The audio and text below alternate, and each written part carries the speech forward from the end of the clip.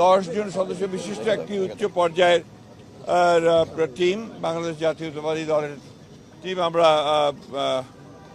চীনে গিয়েছিলাম 5 দিনের একটা সফরে। আমাদের এই সফরটা মূলত ছিল রাজনৈতিক। আমরা চীনের যে কমিউনিস্ট পার্টি আছে সিপিসি, তাদের আমন্ত্রণে আমরা গিয়েছিলাম। আমাদের এই সফরটি অত্যন্ত সফল হয়েছে।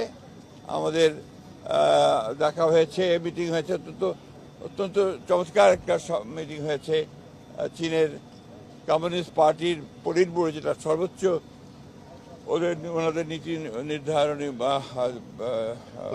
সংস্থা, সেই সংস্থা যেখানে মাত্র 25 জন সদস্য আছেন, তাদের একজন ওর মধ্যে যিনি একটু শীর্ষস্থানীয় লি হংজং, এবং যিনি ন্যাশনাল কংগ্রেসের ভাইস প্রেসিডেন্ট, অত্যন্ত গুরুত্বপূর্ণ রাজনৈতিক ব্যক্তিত্ব তিনি। তার সঙ্গে আমাদের প্রথম সভা হয়েছে যেদিন আমরা পৌঁছেছি সেদিনই।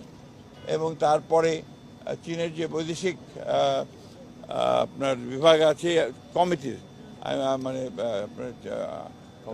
দলের, অর্থাৎ সিপিসির যে আন্তর্জাতিক বিভাগ রয়েছে, তার 2 জন মন্ত্রীর সঙ্গে অত্যন্ত গুরুত্বপূর্ণ ফলপ্রসূ আলোচনা হয়েছে। এবং তারপরে আমরা গিয়েছি সিয়াম প্রদেশে, সেখানেও আপনার পার্টির সেক্রেটারি এবং গভর্নর, তার সঙ্গে আমাদের সভা হয়েছে, অত্যন্ত গুরুত্বপূর্ণ।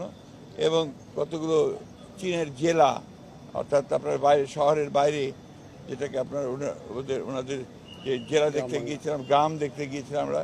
এবং আমরা আপনার আজকে কমিউনিটি দেখতে গিয়েছিলাম সিয়াম শহরেই।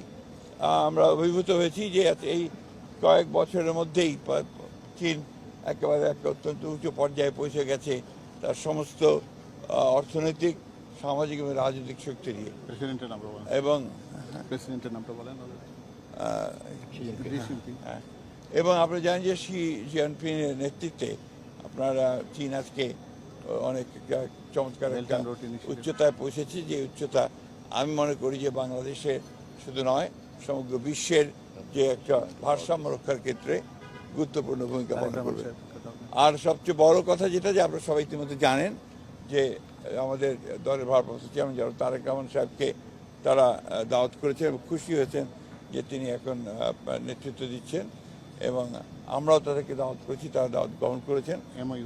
এবং একটা পার্টির মধ্যে, পার্টি টু পার্টির একটা 2 বছরের রাজনৈতিক ডায়ালগের জন্যে, পলিটিক্যাল ডায়ালগের জন্যে একটা MOU করার আলোচনা হয়েছে। পুরোটা আমরা জানতে পারবেন।